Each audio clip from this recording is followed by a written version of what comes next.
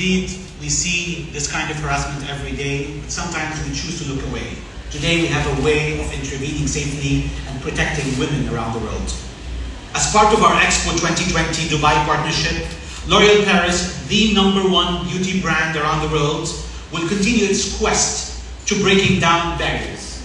As a brand, we have always stood for women empowerment, starting with our iconic tagline that was conceived more than 50 years ago, because you are worth it. لأنك تستحقينه. And with the help of a global platform like Expo Dubai 2020, we continue to take further steps in making concrete differences. Since September, the brand has been taking its commitment to women empowerment to new heights. We announced the largest stand-up training that took place at the Expo 2020 on the 5th of October with a phenomenal projection on the tallest building in the world. Let me share with you a video that's going to give you a feel of how this magnificent night was.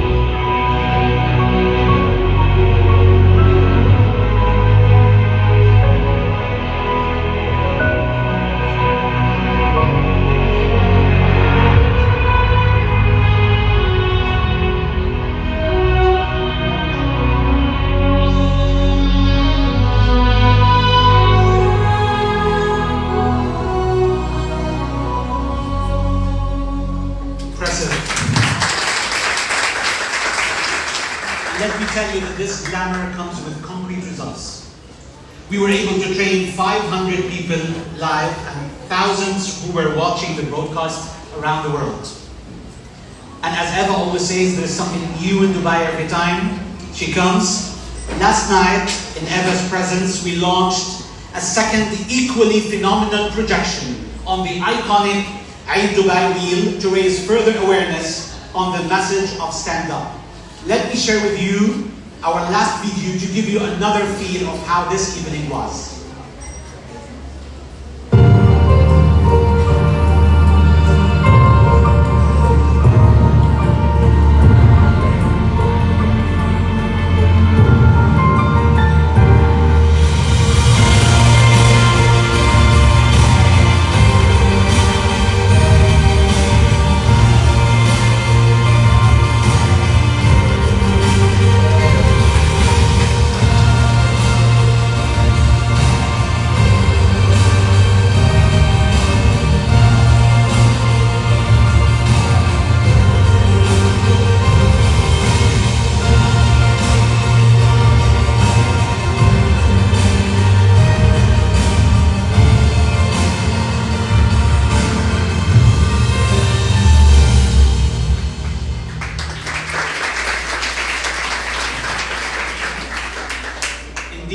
partnership we should all be proud of.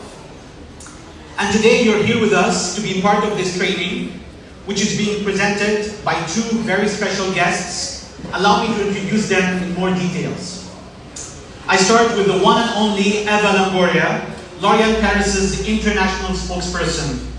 Eva Longoria is an award-winning actor, producer, director, activist, philanthropist, and CEO of Unbelievable Entertainment, a production company she founded that is focused on producing with purpose, very much aligned with what we do, by creating content centered around the stories of underrepresented communities.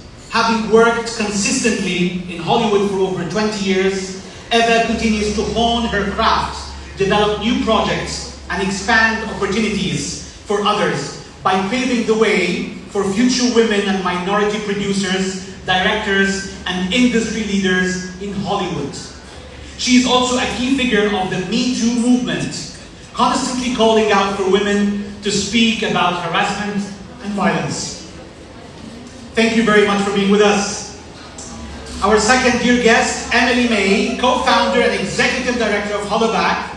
Under her leadership, the organization has scaled to over 20 cities in 14 countries around the world. And she launched HeartMob, Hollaback's platform designed to support people being harassed online. Emily believes that by having each other's back in deep and meaningful ways, we can disrupt cycles of hate. We can disrupt cycles of hate and create a world where everyone has the right to feel safe and confident. Winning many awards for her leadership, including the Tech City 2.0 prize, among others, I really thank you for being with us today. Ladies, I am honored to be amongst you. The floor is yours. Please, thank you very much for being with us.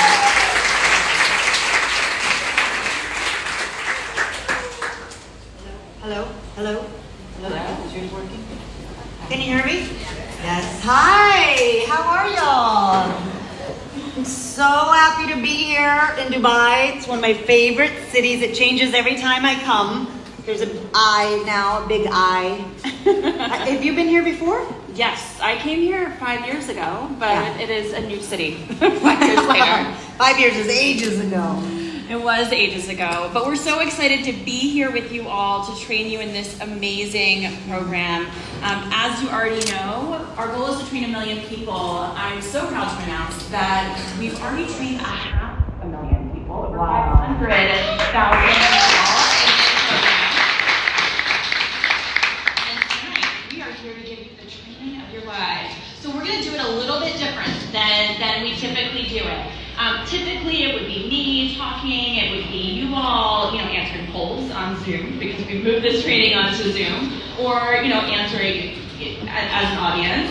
Today, it's really going to be me and Eva. So I'm going to be talking, but she's going to be leveraging her expertise as an international leader on this issue to fill in all the gaps. So you're going to get the best of both of us. Best of both of us. I don't know all the answers, so I'm glad you're here. That's okay. That's okay. I do.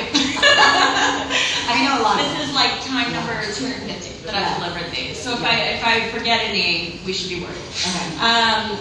But I have to ask you before we get started, as an international leader on this issue, what inspires you? What inspired you to take it on with such gusto?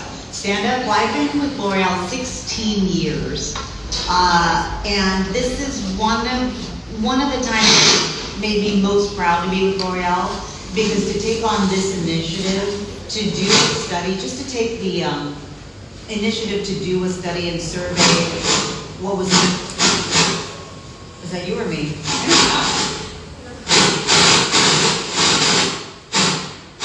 Hello? Hello? Hello? Is that good? Okay. But I was really excited L'Oréal took on this initiative, because I'm a woman, and this is an issue women face everywhere, globally. Without a doubt, hands down, every woman I know has experienced or witnessed a woman being harassed. From a whistle, to a look, to a touch, to something more serious. And so I think we all know a woman who has experienced this, we've all witnessed it happen, and so it's something that can chip away at your self-worth. And as a company and a brand as global as L'Oreal that has a platform and a voice to really speak to women everywhere, I think it's amazing that we're doing this initiative and doing this training all over the world because we have the power to do it. And we remind women every day, you are worth it. You are worth evaluating your life and seeing where you can add value, where you are worth it in your life, whether it's your job or your relationship or your friends or your career, whatever it is. And so for me, this is an extension of that. This is an extension of evaluating your self-worth. You are worth knowing how to protect yourself and how to intervene when you witness this happening. Couldn't have said it better myself. So you ready to train all these amazing folks? Yes. All right, welcome to Stand Up Against Street Harassment by L'Oreal Paris with Hollaback. We are going to start off this evening with a pop quiz. Oh, it's multiple choice. It's multiple choice. Okay. What percentage of people say it improved the situation when somebody intervened to stop the harassment? 15%, 79%, 45%, or 62%? We should ask our audience. How many people think it's 15% felt better? How many people think 79% felt better? Yeah. How many people felt 45% of women felt better if someone intervened? One or two. And then 62%. All right. The answer? And the answer is the 79s have it. So 79% say improve the situation, but only 25% actually intervened. So that is the gap that we are here to close today. And my mission is that I want each of you to walk out of here today into the streets of Dubai, into the expo, and if you were to see harassment happening, to feel comfortable that there is something that you could do to respond if it happened to you, or to intervene if it happened to somebody else. And I will say, this training is for that. So many people are scared. They want to intervene, but they don't know how. They don't know if that's a married couple having a domestic dispute. They don't know if that's somebody's boyfriend. They don't know the situation, and so we're often intimidated to do something or say something. And so that's why this training is so valuable, is we're going to give you 5 different ways and methodologies to intervene. And here's how we're going to do it. So, number 1, we're going to deepen your understanding of what street harassment is. A lot of us here already have experiences with it of some form, right? Or know somebody who does. But we're really going to define it for you so that you know what you're looking for as a bystander.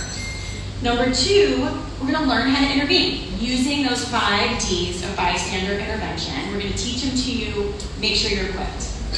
Then, we're going to learn what to do if you experience it yourself, knowing that so many of us have. And lastly, we're going to have some time to practice. Yes. All right, so I am Emily May. I am the co-founder and executive director of Hollaback. I started it when I was 24 years old, and I was sick and tired of being harassed. It happened to me everywhere that I went, 3 or 4 times a day. And when I started telling these stories to a group of friends, one of my oldest friends, we grew up together, went to college together, my oldest friend Sam turned it to me and was just like, Emily, you live in a completely different New York City than I do. And so together, Sam and I and 5 of our other friends resolved to change that. We launched Hollaback with the intention of showing the world how walking down the street was so different for women and girls. And that little project hit a nerve. So today, 16 years later, Hollaback is not only here, we are all of these other places too. We are working globally to address this issue because as it turns out, street harassment was not just a New York City thing, New York being where I live. It was not just a United States thing. It was not just a North American thing or an America's thing. It was a global thing. And women around the world started speaking out as we started speaking out about this issue. And ultimately, we're looking to build a world where everyone can be who they are, wherever they are. So, let's talk about street harassment. So Eva, when you think about street harassment, what are some examples that you think about? Whistling, catcalling is probably the most, right? Yeah. Somebody saying something to you. somebody trying to talk to you also. Like there's a thin line between a person interested in you and a person interested in you. You know what I mean? Like, I don't want you to be interested in me. Go away. Yeah. And then they don't listen, and then you're like, all right. Yeah. Now you've got to go. Yeah, exactly. I mean, that's the most common that comes to my head. But there's obviously many other forms of it. Exactly. It's a whole spectrum, right? And so at one end is the stuff that's really common, really pervasive, and really uncomfortable, right? The whistling, the comments about your body. But then, of course, there's, following people down the streets. Yes. Right? There's public exposure, right? There's touching, groping. And all of these things are on a spectrum of gender-based violence. So at one end of the spectrum is street harassment, but it escalates all the way up to other more extreme, even deadly forms of violence against women. And so our intention here is that if we have a culture where street harassment isn't okay, then it starts to build a culture where other forms of assault and violence aren't okay either, right? So by doing the work when it is these instances that may in the moment seem insignificant but chip away at us over time, shape our culture over time, we're doing the work for women everywhere. How many of you guys have witnessed or experienced this definition of street harassment? Yeah. Almost everyone. Yeah. So I think we get it. We get it. All right, so you all have seen this video, but we are going to talk about the impacts of street harassment because this is important, especially as a bystander. It's easy to see a whistle and be like, well, that's just a whistle. I think she looks like she's okay, right? And not do anything about it. But when we start to understand how this builds up inside of us, then we start to think twice. So, impacts of harassment, what comes top of mind for you? Self-worth, right? Like, thinking I deserve that whistle because I'm wearing something that warranted it. Yeah, Right. yeah. This is just the price you pay. So I'm a woman, of course they're gonna whistle at me. Yeah. Boys will be boys. I mean, there's so many excuses. Yeah, and it starts to, chip away at your confidence, your sense of self-worth. And your security. Like, I remember in college walking home and just having so much anxiety because I had to go through this dark alley. Like, there was no way around getting to my dorm except through this dark alley. And that anxiety, I don't think men feel that anxiety. I think it's only women who go, oh, something could happen to me. I mean, and for us to live with that anxiety every day is compounding to our mental health, I think. And it starts so young. Most girls have been harassed by the time they are 12 years. Wow. So here's how all of that adds up, right? All of that chipping away at your confidence, your self-worth, it starts to have psychological and mental health issues over time, right? We've heard people reporting anxiety, right? Just a fear of walking home at night, depression, post-traumatic stress disorder. And we've also heard that people will start to make different decisions, right? They'll say, well, I'm not going to go out tonight because I can't deal with going down that road. Or financial decisions, like I'm not going to take that job because I don't want to commute there. Or I'm going to go out, but I'm going to spend all this extra money on the car home because I don't feel safe on the subway. And all of this has an overall impact on our quality of life. And it may seem like a nice thing to have when we're talking about these more extreme impacts, but ultimately all of us deserve to walk down the street, say hello to our neighbor, and never worry that that's going to escalate into something worse. Yeah. So here's a little inspiration for us tonight from Twitter. This comes from a woman named Nicoletta, and she writes, Ricky was just acting like he wasn't my boyfriend at the gym, saying to me, you look nice in those leggings, can I take you out sometime? This girl that I don't know comes up to me and says, hey, you ready to leave? I informed her that he was my boyfriend, but girl, I appreciate it. All right, so I love two things about this. Number one, I love the fact that what she did was so simple, right? Hey, you ready to leave, right? She didn't walk up to him and say, excuse me, did you know that street harassment can cause depression, anxiety, post-traumatic stress disorder? Or excuse me, are you bothering her? Yeah, right. Excuse me, are you Yeah. None of that, right? Instead, it was just, hey, we really clearly showing support for her without putting herself or the Nicoletta at risk. The second thing I love about this, because I think it speaks to what you were talking about earlier, this fear of like, I don't know what to do. Yeah. Is that she does it, but she actually gets it wrong. Yeah. So, and in this case, it was her boyfriend, right? That question you asked earlier, are they married, right? They were dating. And yet still, Nicoletta, like the rest of us, probably isn't her first rodeo. She's probably been harassed before. And she's so grateful and appreciative. Yeah. So there's a little inspiration for us as we start to No harm done. dive in. Bystander intervention is a proven methodology, but it's really just some fancy words that mean people taking care of people. When I explain to my kids, I have a 3-year-old and a 6-year-old, what I do, I say I help people be nice to each other, and then when they aren't, I help people who are having people be mean to them. Yeah. And they're like, oh, okay, right? Because it's that simple. There's nothing that's like particularly bold or even necessarily innovative about it, other than the fact that it works, and it works really well. And that it's a tool that people can pull out of their back pocket to care for one another. And when we drop our hat on the street, somebody will pick it up for us. When we struggle to open a door with a stroller, for example, somebody will help us.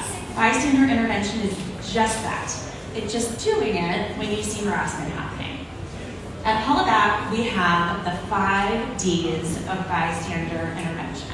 So, Ava, will you help me out? Yeah. Read them off, and then I'll tell you briefly what each one is. Yeah. And then what's going to happen, I'm not going to explain the whole thing, so don't worry, you don't have to get out your pen and scribble too fast, is that we're going to talk about reasons why intervening is hard, right? Real reasons why intervening is hard. And then we're going to unpack the 5 Ds of bystander intervention more fully. So that's when you can pull out your notebook and take notes. So right now, quick introduction. So Ava will read it and I will describe it. Yes. Distract. It's 5 Ds, first of all.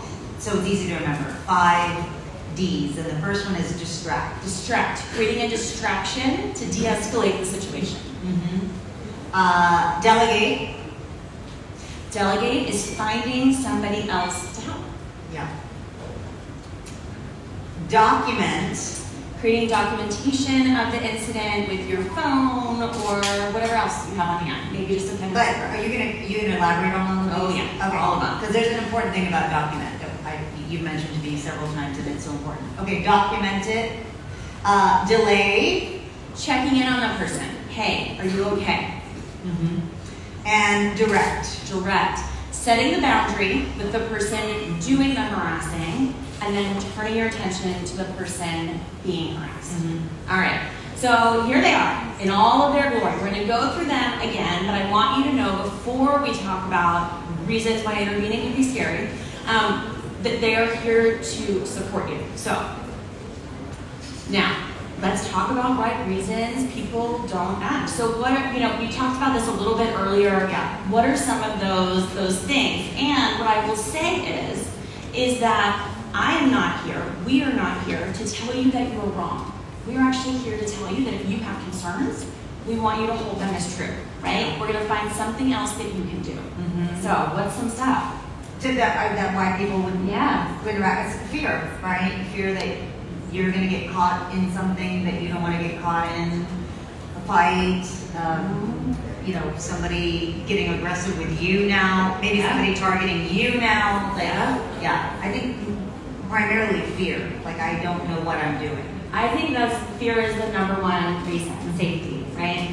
The concept of bystander intervention was initially built off of this thing called the bystander effect. This idea that we're all watching something and nobody's doing anything.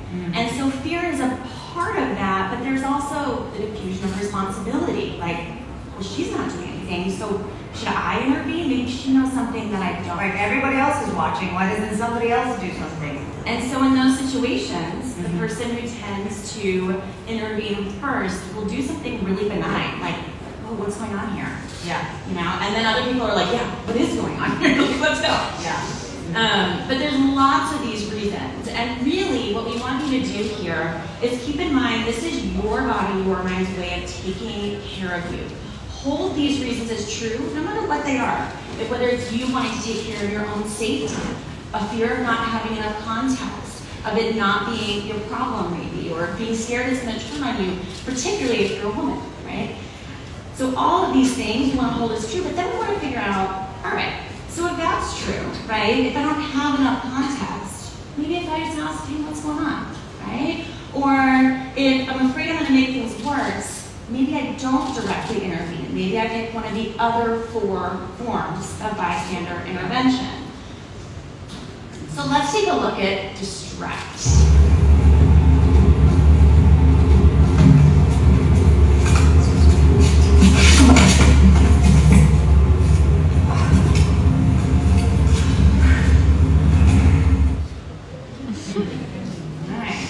Distract is for my creatives in the room. I was gonna say, I'm a distractor. Yeah. I would be way more, I'd be much bigger than that. What would you do?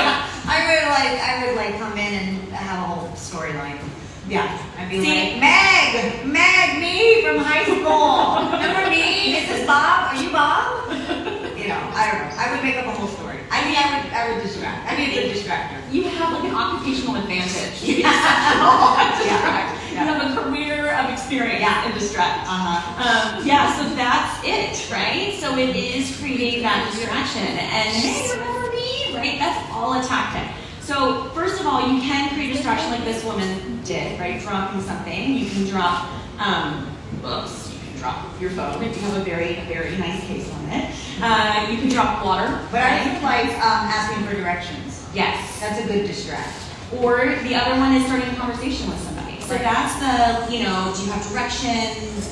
Do we know each other from summer camp? Yeah. Like that's that. And what's interesting about that one is that you start to build trust with that person. So they're like, okay, so I can trust you. And then what's happening is that all of the attention is going to that conversation. The person doing the harassing, who is oftentimes doing it in part for attention, although negative attention, will start to be deprived of that attention and tends to kind of back up into the abyss. It's a magical thing. There's amazing TikTok videos of people doing it out in the wild, but it happens, right? And everyone can No one's easy. That's start a a good one. conversation with strangers. And Very it's really indirect approach. Exactly. Easy. Let's look at delegate. Yeah. There's a man touching a woman at the back of the bus, and I don't know what to do. Can you help? All right, so finding somebody else to help. Now, my favorite person to ask actually isn't anybody in a position of authority. It's the person right next to me. Yeah. Granted, right now, the person right next to me is fully trained in bystander intervention. Right, but it doesn't have to be, you don't have to go and search for a policeman. Exactly. You can ask if there's, a gentleman nearby. Yeah. Have him, can you help me? I see this happening. Even, another woman. Can you help me? I don't know what to do. Do you see what I see? Exactly. And that is so powerful. In my experience, when I do that, people are like, yeah, let's go, right? Yeah. And it's helpful to me. I almost think of this one, people are like, oh, let's just ask somebody else to do it. I don't think of it like that. I think of it almost as like a community organizer type move, right? Like I'm bringing the person next to me together. I feel safer. I know somebody else has my back, right? And we're going to do this together. People in a position of authority are often an option as well, right? Think about your teacher or your bus driver or a store manager. And I think too, certainly calling the police is an option. We just advise that you reach out to that person being harassed to confirm that they want that action taken before you do it. We know that this is airing globally, and we know in many places around the world people may not feel safer with police presence. So just be thoughtful about it and get that checked in first. Some people do, some don't. All right, let's look at document. Yes.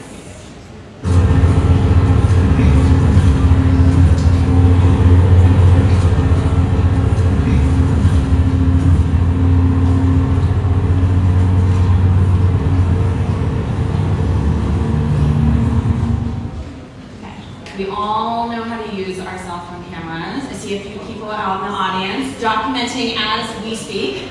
And we all have seen a tremendous amount of human rights abuses exposed in the past 10 years with Document.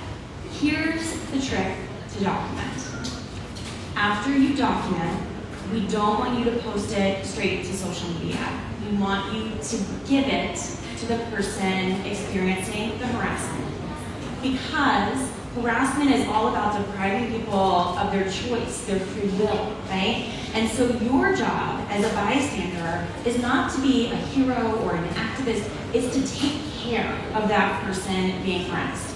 And what will take care of them best is giving them the power to decide how that story is told and when it's told. And how she wants it, if she wants it public. Exactly. Yeah. And we've seen people go out, share their stories, and go all over social media, traditional media, telling their story, raising awareness. We've seen others say, you know what, this would bring too much shame to my family. I just need to put this away, right? And it's ultimately their choice. So don't document, but document it for the person, not Exactly. for social media. Not for you, Not for you. And that's the trick to bystander intervention, right? Is it's actually not about you at all. Every single one of these is done in service of them, but these 5 Ds are designed to keep you safe while you're doing that work. The other little trick to document is just to make sure that somebody is doing something else first. You certainly don't want an ongoing incident of harassment to happen, to be documenting it and then nobody's doing anything, right? So always make sure that there's somebody else taking action. Yeah. All right, let's take a look back to life.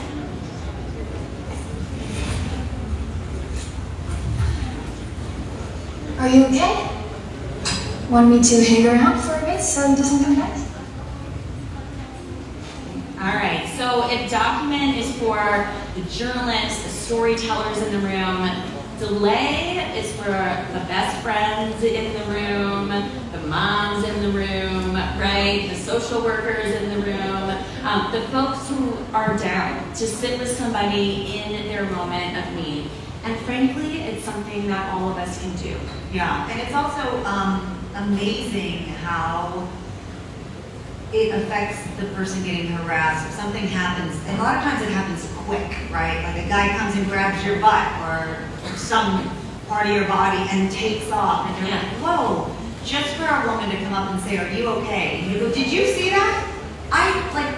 You don't feel crazy, you don't feel like, you feel validated. And there's so much self-esteem that comes from that, of just witnessing for somebody. I saw that wasn't right. And even if you can't do anything about it, that's why it's called delay, because it's after the fact, it's after the moment. If you also felt paralyzed when it was happening and now the moment is gone, there's still something for you to do, which is just go and validate them. Hey, I saw that. I saw what happened. Are you okay? Just doing that can change a woman's feelings about it. And we've heard time and time again, it doesn't just change their feelings, it actually reduces trauma. But the inverse is true too. So when somebody experiences harassment, everybody's watching it and nobody does anything, people consistently report the fact that nobody does anything, nobody says anything to them as being even more traumatic at times than the incident itself, right? The harassment itself. So, delay, right? It's easy, we can all do it, we all got that one in our back pocket. And sometimes the harassment's quick, right? So there's nothing else you really can do other than delay. Yeah. Last one, last but not least, direct. Hey, I like your jacket. Where'd you get it? Did you leave it at home? You're being totally inappropriated right now. All right, that's inappropriate, the beautiful French accent. Okay, so here's what's up with direct. Most people are like, great, direct. This is the one where I get to throw down and tell this person they're a jerk. This one is for me. It's not actually what it is. None of them are for you. They're all for the person being harassed. Okay, so what we would want you to do as a bystander is, he's setting that boundary. You're being totally inappropriate right now. Then his next move is to turn his physical body, his attention, his energy away from the guy in the black shirt towards her. right? In this moment, we want to make sure that she is taken care of. So, direct, set the boundary, and then turn your attention to the person being harassed and check in on them. Is it this one, do you think, is the scariest for people? I think people are scared to set the boundary, but I also find that most people associate bystander intervention with direct. It's like the only thing they think is possible. They think this is the only option. Yeah.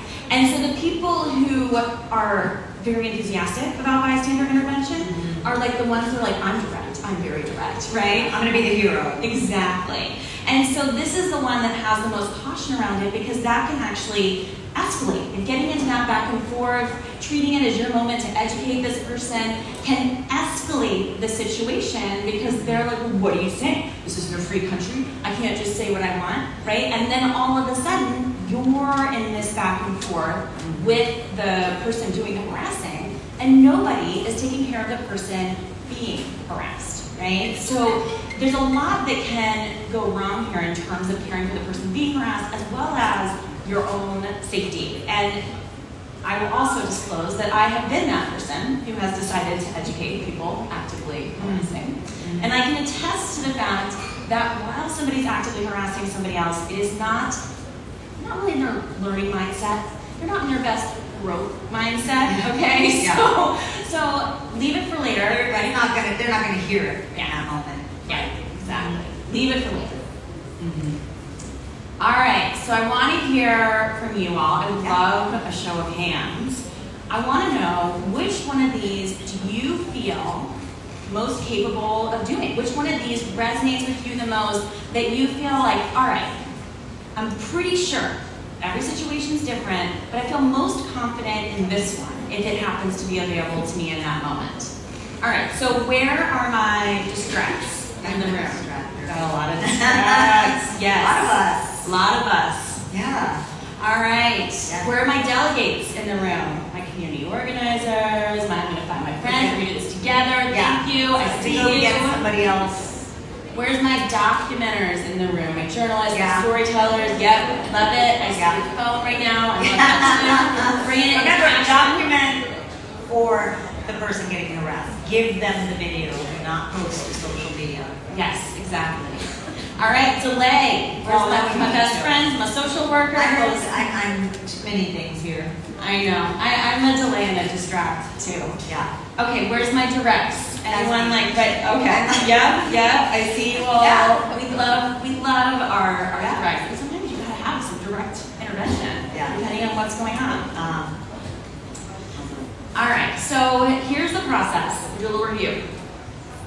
You want to notice a scenario, you want to assess your safety. Now, here's what I want to say. If you, for some reason, do not feel safe with any of these forms of intervention, maybe you don't even feel safe delegating it to somebody else, it is okay.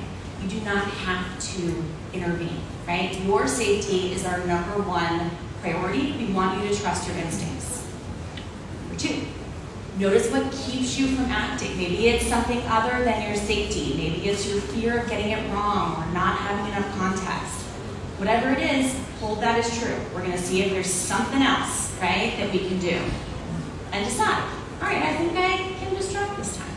Or it looks like it's already over. I'm actually going to go up to her and ask her if she's okay. So at this point in the presentation, people are like, great, I know how to intervene on behalf of others. Right, they got it. But what do I do when it happens to me? To me. Good question. And so how do you take care of yourself in an empowering way? And a lot of people are like, just give me the one perfect thing to say. I just want one perfect thing to say. There is no one perfect thing to say. In fact, it's not your responsibility, right? Street harassment is never your fault.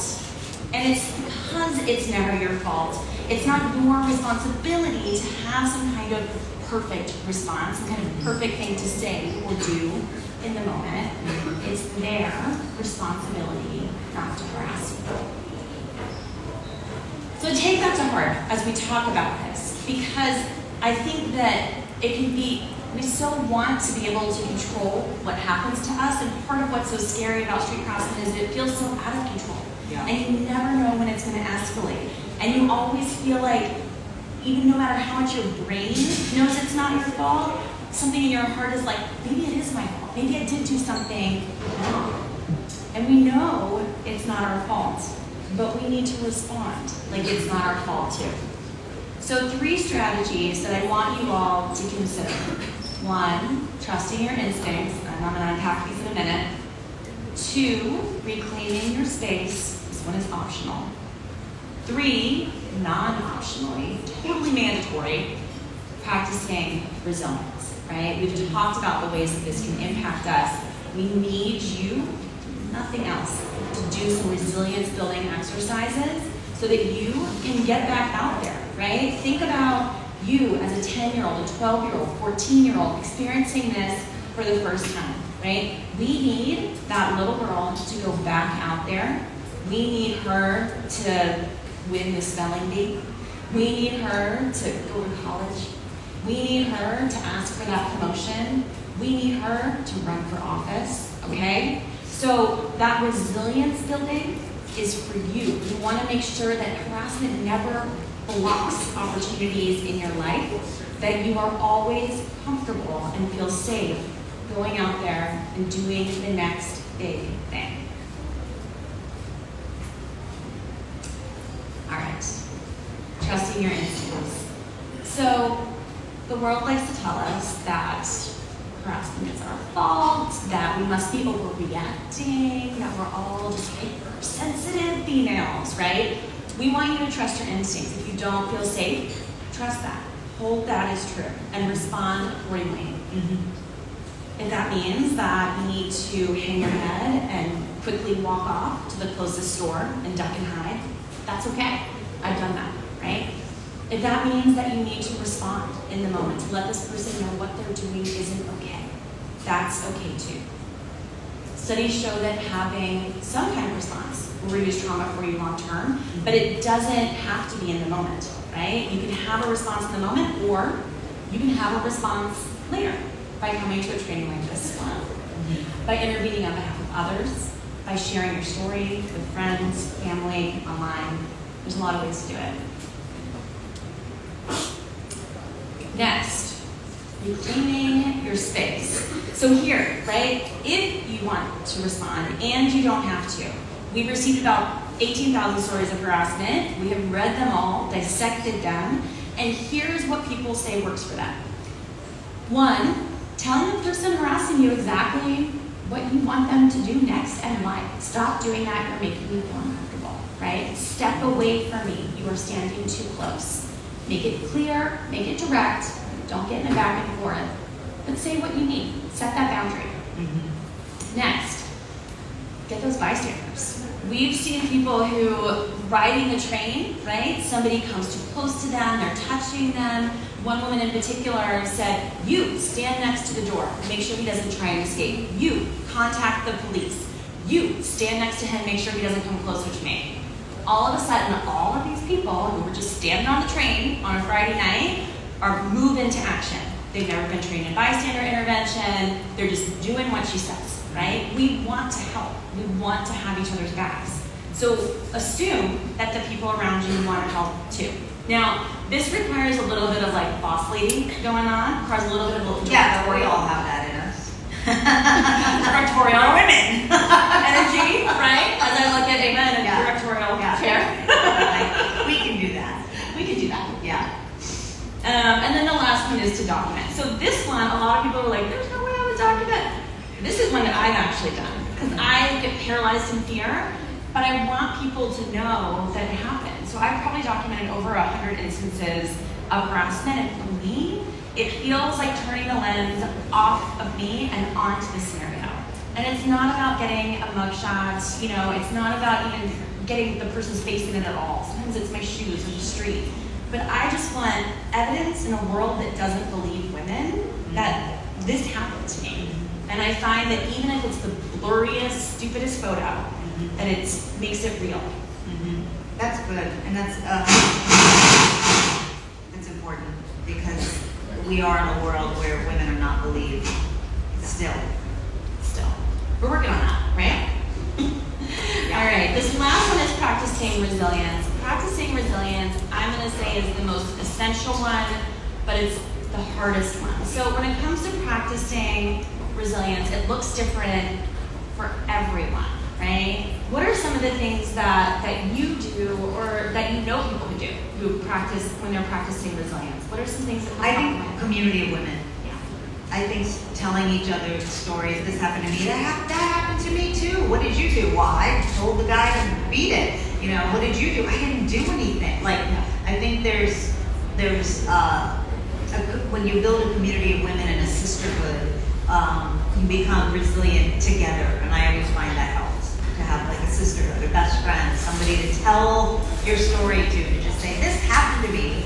And for somebody else to tell you, that's not right. You go, yeah, it isn't. Yeah. Yeah, exactly. I was just actually earlier today reading Oprah's book, What Happened to Me. Yeah. And they talk in that book about how, when you go and say, Eva, this happened to me, right? And, oh, that's awful. Oh, like, Sarah, this happened to me. Oh, that's awful. That it's sort of like microdosing, basically like therapeutic interventions. And that as we talk, as we build community, as we realize very tangibly that we're not alone, it's healing. It's in fact one of the most critical parts of healing. And resilience isn't giving up. Like, we're women, that's gonna happen, just accept. That's not what resilience is. It is building tough skin, but there's a difference between resigning and resilience. Like, coming out stronger from an experience is resilience, not shrinking more out of it. I think that's important to know. Because I think sometimes people think resilience is brush it off, have thick skin, don't let it penetrate you, don't be so sensitive. You're a woman, this is always going to happen, just get used to it. It's not that. That's not resilience. No. That's resigning. It is. Yeah. And what you want to do, the key here, is to take a moment to actually feel your feelings, right? I think we all have a tendency to want to pretend like it didn't happen. Yeah. And typically, people only come forward and start to share their stories once it's happened multiple times, and they realize that they can't get away from it, right? And that they need to do something about it. So, taking the time to feel your feelings, talk about it with your friends and family, and share your story. Write it down in a journal, share it online at iholditback.org. All of that is part of resilience building. Great. You ready to practice? Yeah. Y'all ready to practice? Yes. Okay, let's do this. All right, so we have two scenarios here, and here's how it's gonna work. I'm gonna read you the scenario. I want you to first give me what you would do if you were the woman being harassed. Okay.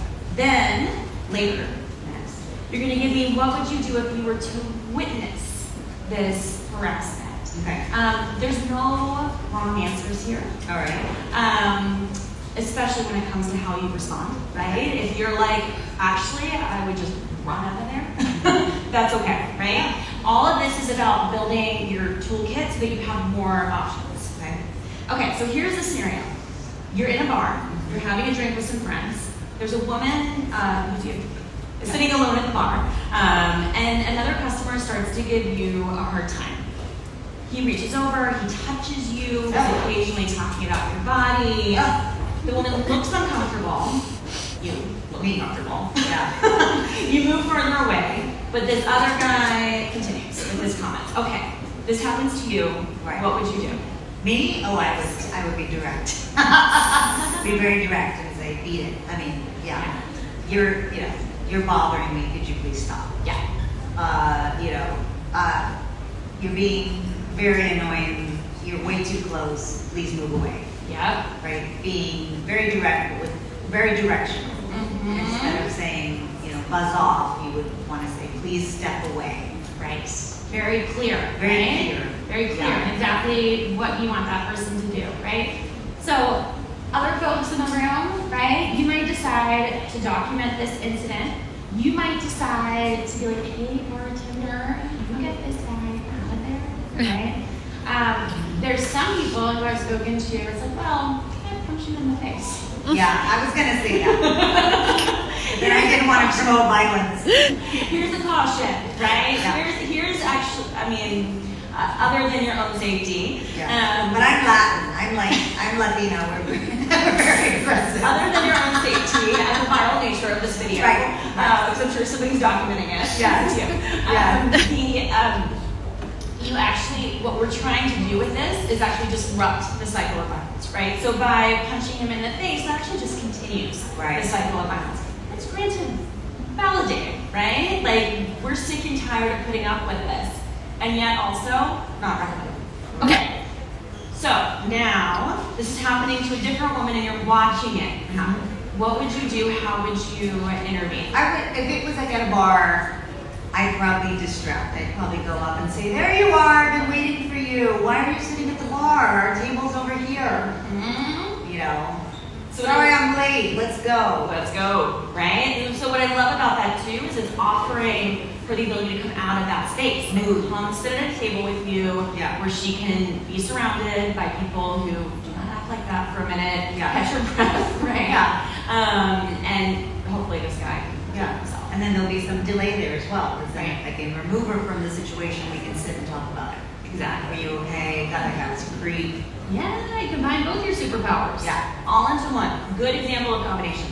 Okay, so other people, right, might say, like we saw in the video, hey, that's inappropriate. Or go in between them and try and order a drink randomly, right? Or, talk to the bartender. Or maybe just somebody else at the bar and say, hey, like, will you go with me while we do this?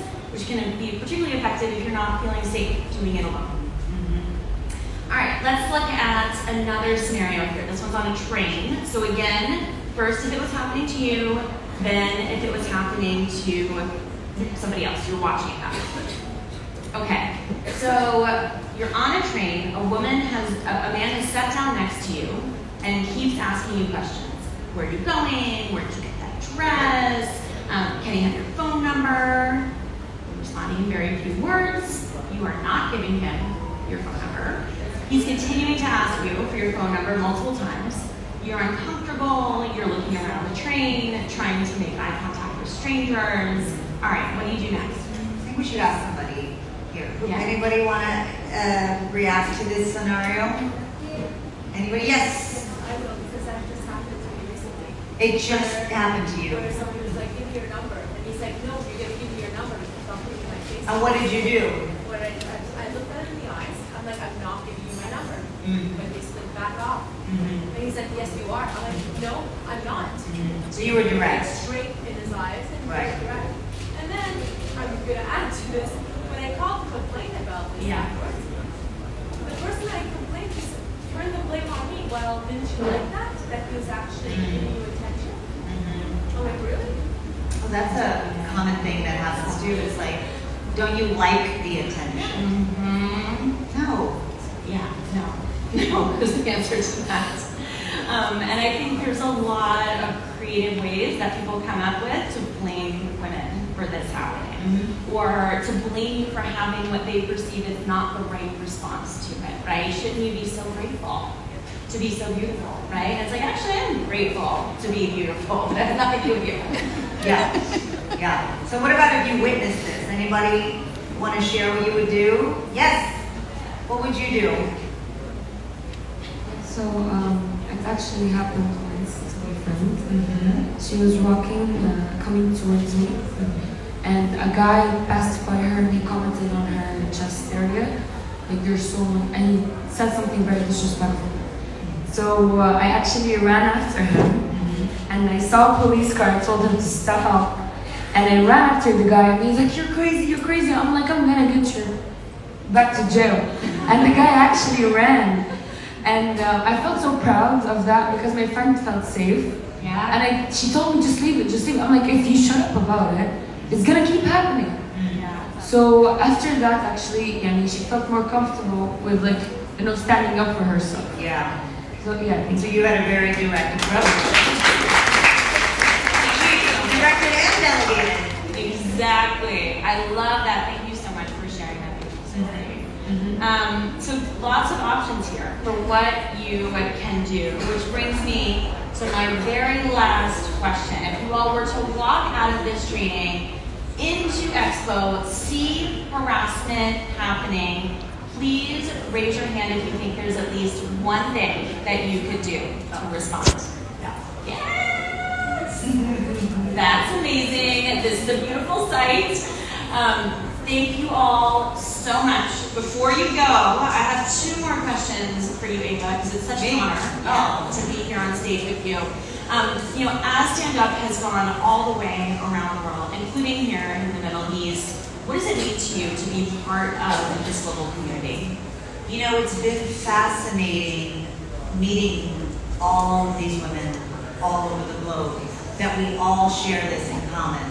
No matter your culture, no matter your nationality, the fact that we've all experienced this kind of bonds us together as sisters throughout the world. And that to me is so powerful, to create a sisterhood through this training, because now we know how to stand up for each other.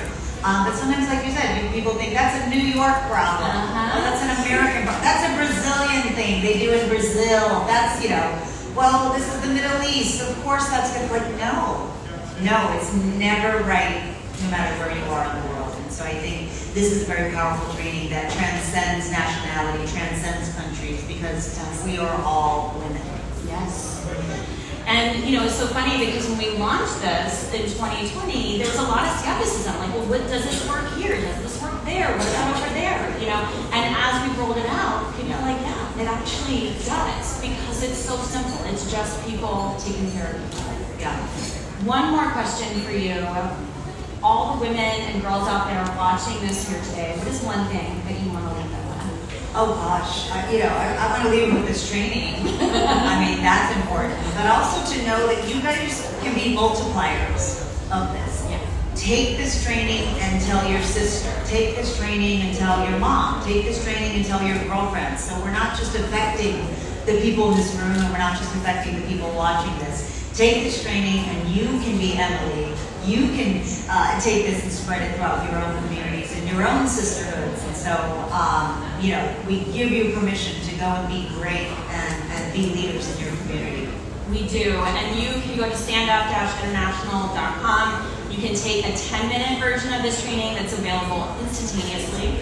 You can also sign up for a 1-hour webinar with one of our amazing trainers as well. So invite your friends to do both of those things. And I'm going to ask you one question. How does it feel to have L'Oreal behind this? Like when you got that call, how long have you been doing this?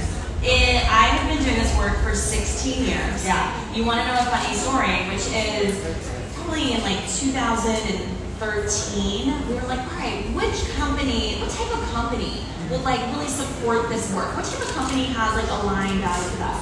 And we're like, you know what? It's going to be makeup companies, because they have a vested interest in women being their whole and complete selves. And so we went and we pitched it to everybody who we could have a conversation with, which did not include L'Oreal. We didn't know anybody at L'Oreal at the time. And everyone was like, no. Right? So then I'm like 8 months pregnant, and we get this phone call, and we hear about this campaign. Yeah. Because it's the exact thing, right? It's that you're worth it. It's that you deserve to be yourself, whether that means that you're wearing a sweatsuit and have your hair up, or whether that means that you are in a short skirt and bright lipstick, whatever it is, right? You deserve to be fully you, and to have found a company that is fully aligned with that and has made the most significant investment ever in the history of the planet in addressing street harassment is really just a profound sense of truth. Yeah, it really is. Thank you.